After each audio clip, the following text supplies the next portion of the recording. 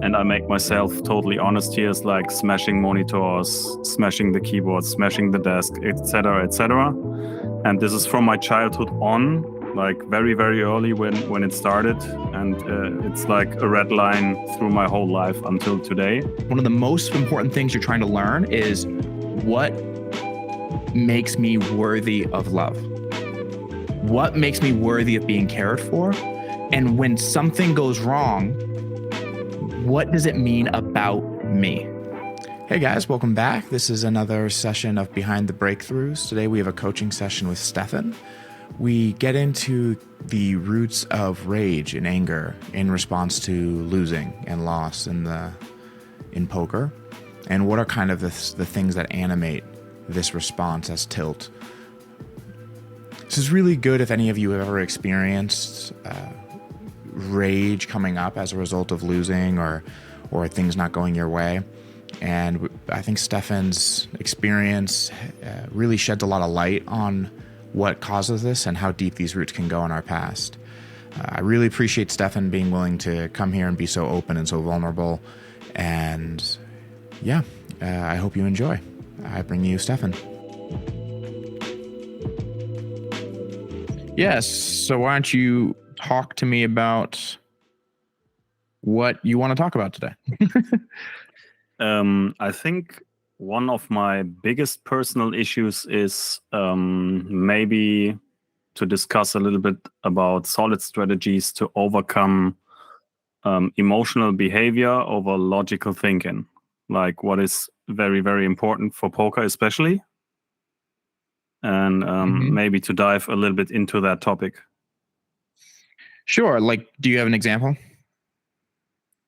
Yeah, I mean, it's the classic. It is, for me personally, is related a lot to tilting for several reasons, like losing pots, the ego hopping in.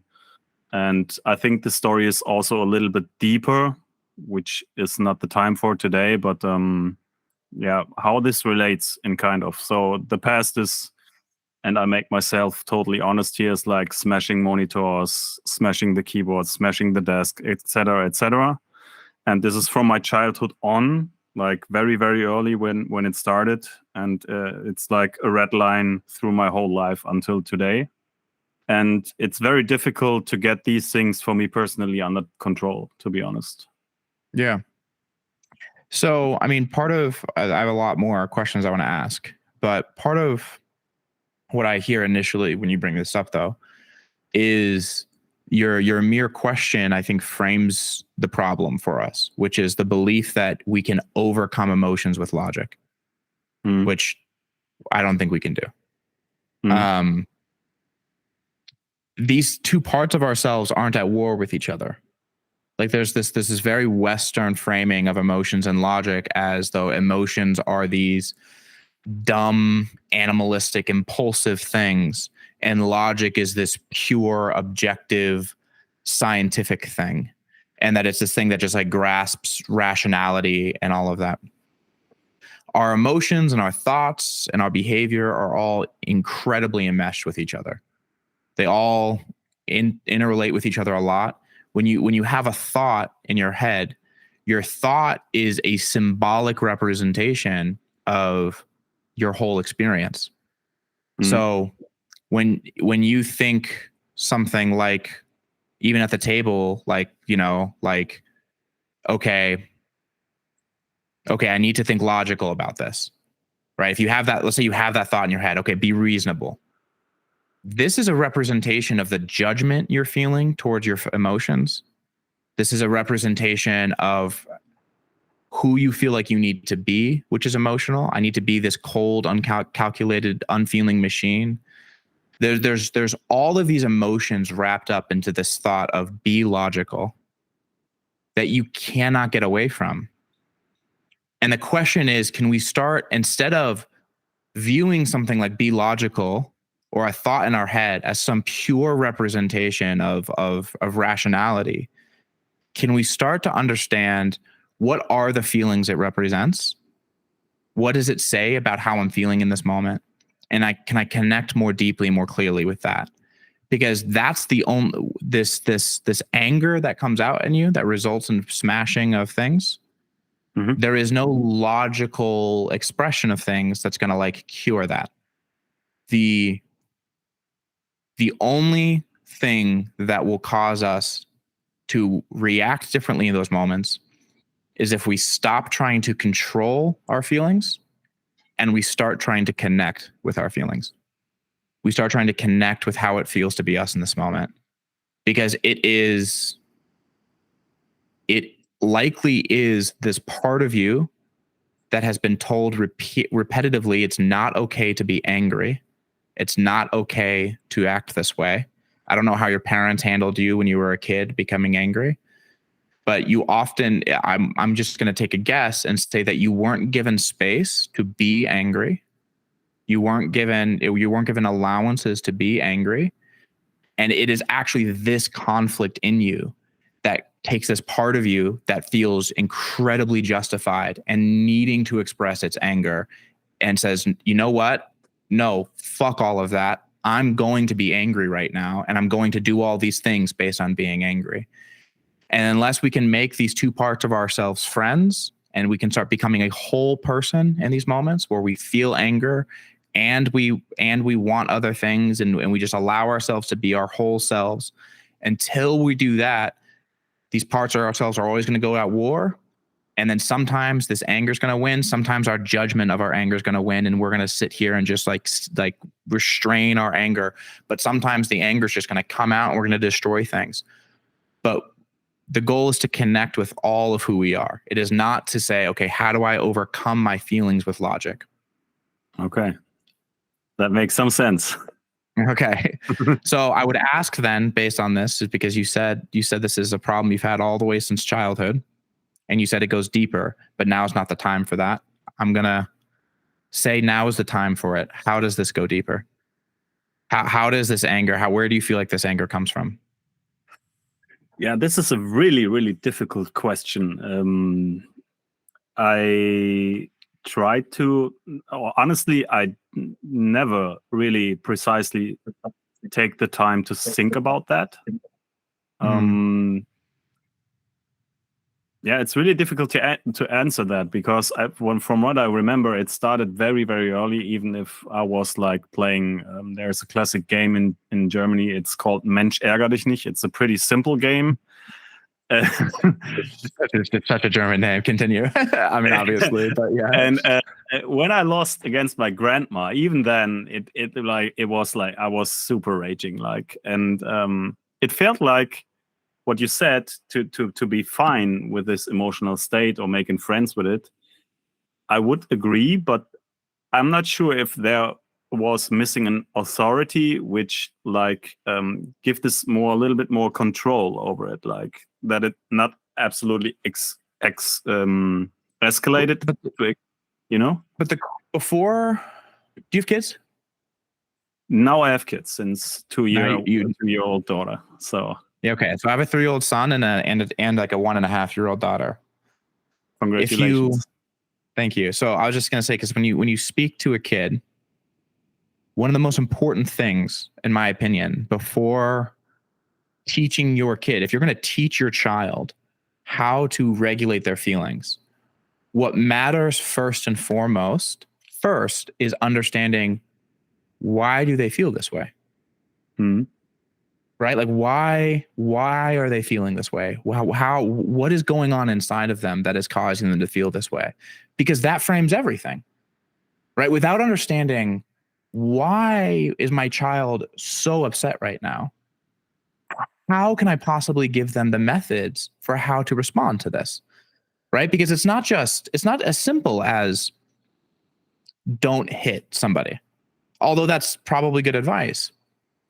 What really matters is, how do you relate to yourself inside of yourself? How do I model to my kid how to understand the anger and the things that they're wanting and what's happening, to help them see that hitting something doesn't get them what they want.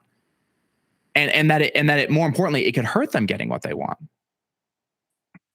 And so I would take that same attitude and say that same kind of curious, compassionate stance that we would take towards our own children. And we need to point it towards you, Stefan. And before we start saying, how do we control this anger? We need to start saying, why do you get so angry? And it's not as simple as like, and what people would like, many people, just the way they talk about it is like, oh, anger is this dumb, irrational thing that isn't worth our energy to try to understand. And it's just not true. You're almost certainly angry for very real reasons that mean a lot to you. And we need to understand that.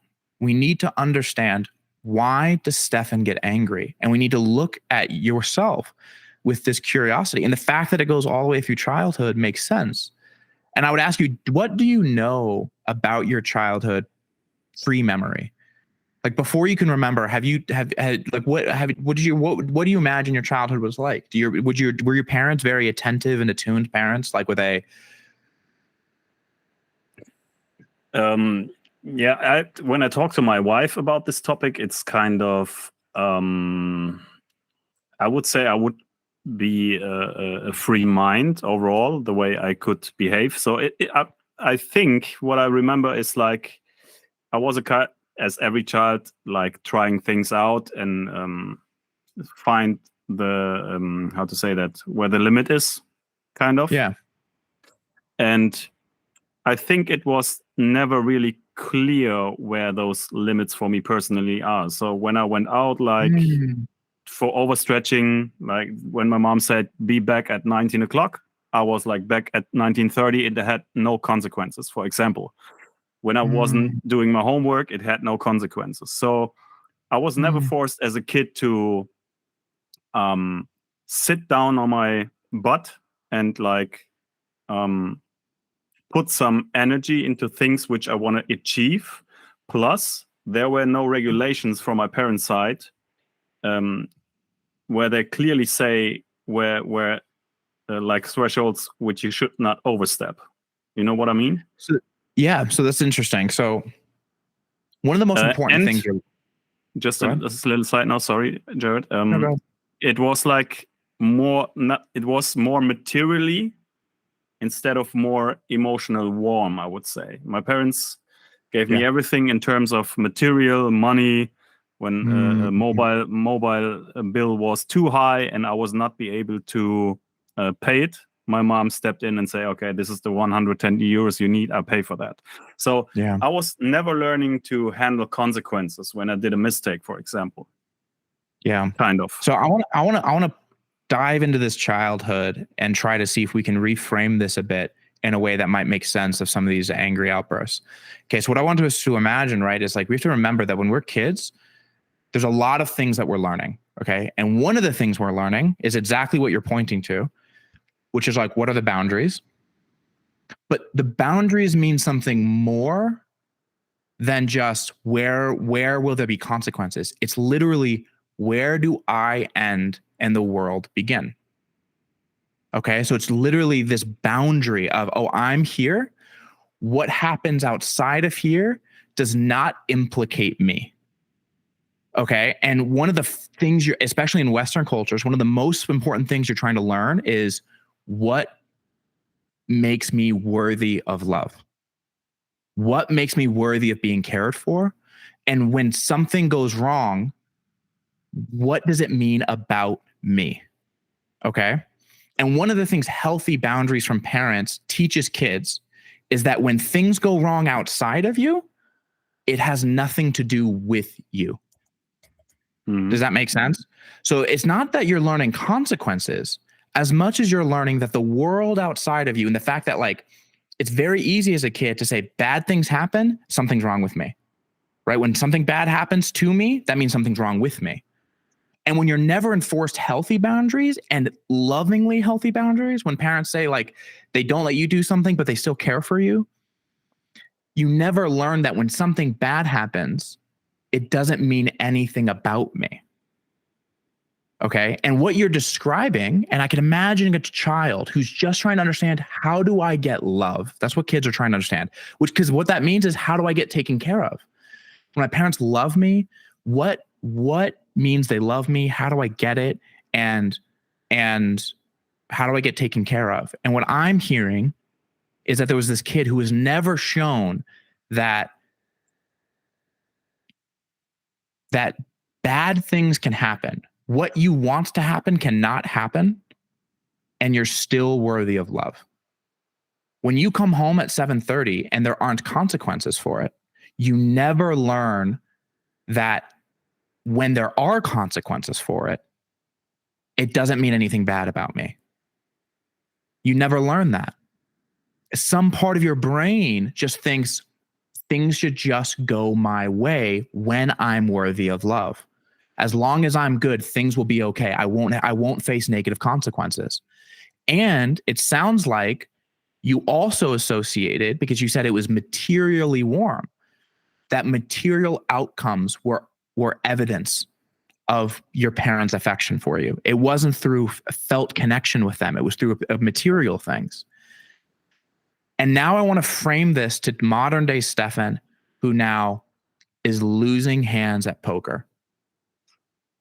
Okay. Just a side note, Jared, I don't know Yeah. how important that is for us, because I forgot to mention, I was adopted with 3 days anonymous. So my current parents are not my biological parents. Yeah. I don't know if this has any effect. I don't know. Oh man, that sure. is super, super, super important information, because that is an incredibly traumatic thing for a kid to go through. Okay. That is an incredibly, incredibly traumatic thing for an infant to go through. Within 3 days, to be taken from, I mean, okay, I want to get to like framing this in a useful way, but it's just so important to connect with what this child had to go through, right? Because those neural pathways are almost certainly what's firing up in this brain of yours when you're getting angry. Mhm. First of all, you go through the most traumatic thing a human will ever go through. You get taken from when you're born, the one place that felt safe, warm, everything you needed was given to you. Everything, food, comfort, sleep. You never needed to fight for anything. You're ripped from that. And the one thing that's supposed to comfort you is your mother. You're now in this scary, horrifying, traumatic world. And all you want to feel is connected to my mother, because she will look after me. But then you're given away. Okay, that is horrifying. And if you've ever seen kids, the most natural response from children, and it's perfectly healthy, when they're not given something they feel they need, is rage. Right? It's pure rage. Because rage is this incredibly animating emotion. Okay? And it's to fill you with this energy to go get something you need. You need to be safe. And it's so healthy for kids to be able to feel rage, experience rage, and explore the boundaries of that rage as children. It's so important. Right? But so what you have was this, what I'm seeing now and what I'm feeling now is this incredibly traumatic event, okay, which was horrifying and probably put your brain into how do I survive, like this really critical state of like, how do I get what I need? And then through your childhood, you're not being really given boundaries. You're not really understanding what means something about me. Why wasn't I good enough to stay with my mother?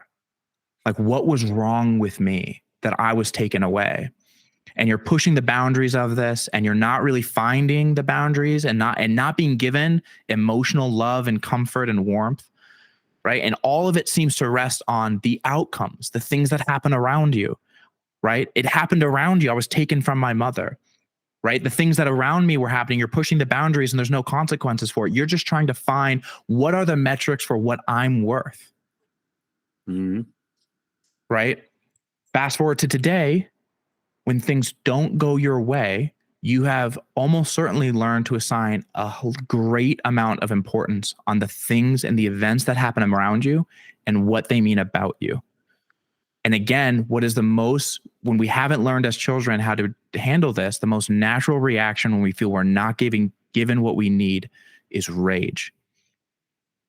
And so something goes wrong. And now all of these feelings, all of this experience comes back to us of I'm not enough. I'm not good enough. I'm in danger. I'm threatened. I'm unsafe because I'm not good enough. I wasn't good enough. And that put me through the most traumatic thing in my life, because the first time I felt I wasn't good enough, I was given to strangers. Right. And so all of this is just coming up in this moment, and the experience is just rage. And I'm saying this because in order before, and like I said, we don't need to logic this. The first step in learning how to relate with this is we have to learn to connect with us. We have to learn to connect with Stefan. And when that rage comes up, we have to learn of not how do I fight this? Again, not how do I keep this game going of I'm not good enough. How do I judge myself? This rage means I'm not good enough. I need to be logical. Like, no, we need to step out of that. And we need to give that version of Stefan something he was never given, which is acceptance and compassion and comfort. And when that rage is coming up, we need to be able to tell Stefan, you're okay. You're safe. Like, you're okay. Okay. And that is where this journey begins. Wow. Just a big compliment, Jared. You're so empathetic and good at this. It's like you nailed the coffin. It's you're the first person I met when I discussed this topic who nailed it that precisely, because I can totally grab that. No, really, honestly, first of all, it's an honor to have this opportunity today, and you pointed that so clearly out. And there's a little bit more detail. Maybe we turn this into the acceptance things you mentioned. I am a character, and this fits perfectly into what you said, is when I start a project, whatever it is, I was in pro wrestling in the past, and I was be able to make it from a thought to how does those ropes of a ring feel like, because I just was seeing it in TV, and I ended up in a professional company in independent wrestling. So I made it from a thought to the end result. But I was not be able to stay there, because then it's getting like exhausting. You have to put a lot of energy into this stuff. Like in poker as well, you have to study to improve. When it comes to the part when it's getting a little bit more difficult for myself, I fall back into that laziness and stop with the whole thing. Immediately cut it off. So my theory about myself is, like you mentioned, I'm striving for, hey, look at me, I'm here, I'm present, I can do this, I'm good at something. Yeah. And when it not getting the right direction, it triggers the kind of anger or whatever it is, or the ambition to go harder. You know what I mean? I'm the kind of guy who stands for 10 hours straight working in the garden. Putting stones everywhere and work my fucking ass off, to say it directly like that. Exhaust myself to the absolute maximum. Don't care about myself, so I don't even look at my energy level, etc. I can go over the top many times until I'm super done. And I think all this related to the whole big picture, you know? Yeah. And all I can encourage, because we don't have much more time here to get much more into things here, but all I can encourage is that we just consistently start asking ourselves, not why am I doing this, in a way of like judging ourselves, or like what, like, you know, there's a way we can ask why about ourselves. That's kind of, we're looking for what's wrong with ourselves, but to start asking why, and again, in a curious, compassionate way that you would look like at your own child, and start asking, why do I do this? What have I learned? Because everything you're doing, every part of you wants to take care of you. I promise you. Everything you do is because some part of you believes it's taking care of you in doing it. And so the more that you can start looking at that, instead of being like, oh, I fall back into this laziness. Like, no, there's almost certainly something you're looking for to take that. Some part of you believes, no, we need this. We need this moment. Either we need help, and this is the only way we know how to get it, is to like really fall back, and like, or we don't know how to get help, and that's really discouraging, right? Or something. But every part of you is trying to take care of you. And the more that things come up and you can develop that relationship with it, like your anger, like this anger is trying to look after you. The more you can develop that relationship with it, the more when the feelings themselves come up, they don't feel like this thing I need to get out through doing something, right? I don't need to get this out of me. You can build this really collaborative relationship with every feeling, even the feeling of like being lazy or anything, or boredom, or everything can start to feel collaborative. And then you are given far more agency in how you respond.